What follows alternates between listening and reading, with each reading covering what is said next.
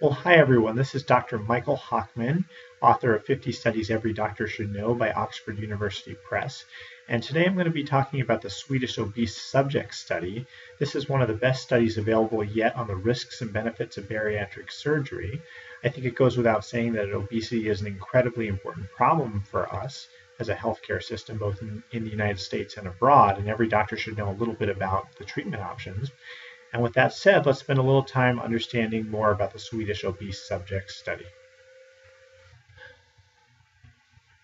So the Swedish obese subject study asks the question, does bariatric surgery in obese individuals reduce mortality? So as a little background, the study was funded by several pharmaceutical companies along with the Swedish Research Council. It began in 1987 and the most recent results were published in 2007.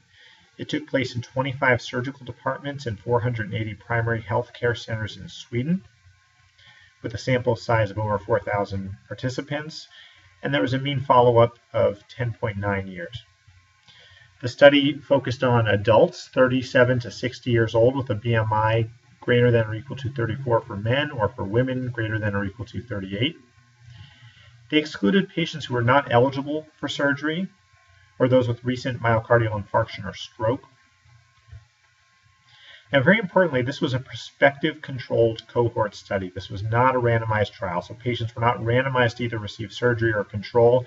They selected to either receive surgery or control, and they tried to match the control group as closely as possible to the surgical group to get as good a comparison as possible. But of course, there's going to be some problems with that, and patients who select surgery are obviously going to be different in important ways from those who don't, and that's one of the main flaws of this study. So again, patients in the surgery group were patients who chose surgery. Among the surgical options, 19% received gastric banding, 68% received a procedure called vertical banded gastroplasty, or also stomach stapling as it's colloquially known, and 13% received gastric bypass. This is another important thing to point out, that currently most patients who receive bariatric surgery receive either gastric banding or more commonly gastric bypass, which is now considered the gold standard. Vertical banded gastroplasty is considered to be a high-risk procedure that doesn't have as many of the benefits. So this has sort of gone out of favor. Again, another critique of this study is that with modern surgical techniques, the results very well may be different.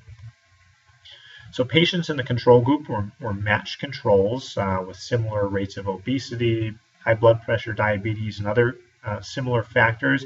However, importantly, they opted for non-surgical care. So in both groups, the mean body mass index was 41.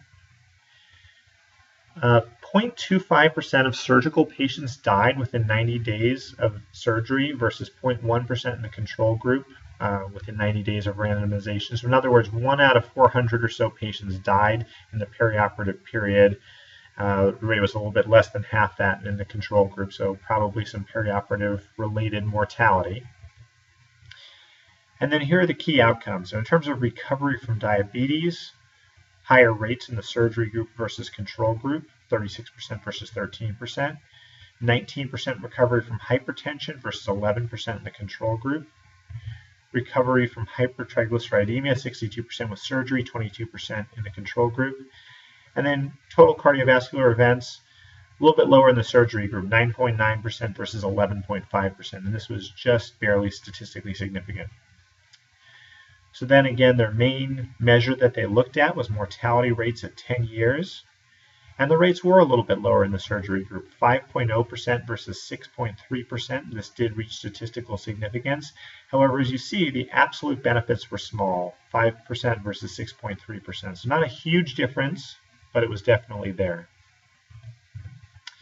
The critiques of the study, as I mentioned before, this was not a randomized trial, and thus there's likely unmeasured confounders that may explain the results. Surgery patients may be more motivated, and that's why they may have selected surgery, and this may explain the mortality benefit and some of the other benefits that were observed. In addition, older surgical techniques were used. As we discussed before, vertical banded gastroplasty is no longer first line. And even despite these limitations, this is still considered to be one of the best studies on the risks and benefits of bariatric surgery. A couple other studies to be aware of. People always ask the question, has there ever been a large randomized trial of bariatric surgery? And there have been a number of small trials. It's been hard to fund a large one. These small trials do demonstrate some benefits of gastric bypass for glycemic control among patients with diabetes. A couple of these have been published in the New England Journal of Medicine. But there's never been a large study that's been powered adequately to look at mortality and cardiovascular events as a main outcome.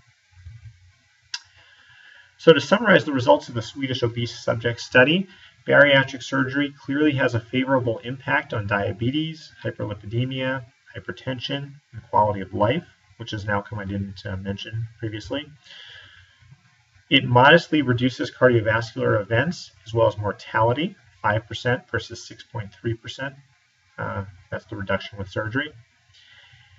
However, there's immediate surgical risks, perioperative mortality. Again, 1 in 400 patients or so died within 90 days of surgery, which is higher than the rate in control patients. And then the part that we didn't discuss is there's a number of chronic complications of bariatric surgery, including malabsorption, dumping syndrome, short bowel syndrome, gallstones, and a long laundry list of complications. So really what it comes down to is patients are trading one set of problems, the problems related to obesity, the diabetes, the high blood pressure, the hypertriglyceridemia, for another set, and that's the chronic complications, and then of course the upfront surgical risk. And it's really a decision that each patient has to make, balancing the risks and benefits for themselves. So the NIH actually has recently released some updated guidelines. These are actually in collaboration with the American Heart Association about which patients should be referred or considered for bariatric surgery, and here's what they recommend. They recommend consideration of bariatric surgery for patients with a body mass index greater than 40, or alternatively, you can have a body mass index greater than 35 with obesity-related comorbidities such as diabetes, hypertension, hyperlipidemia.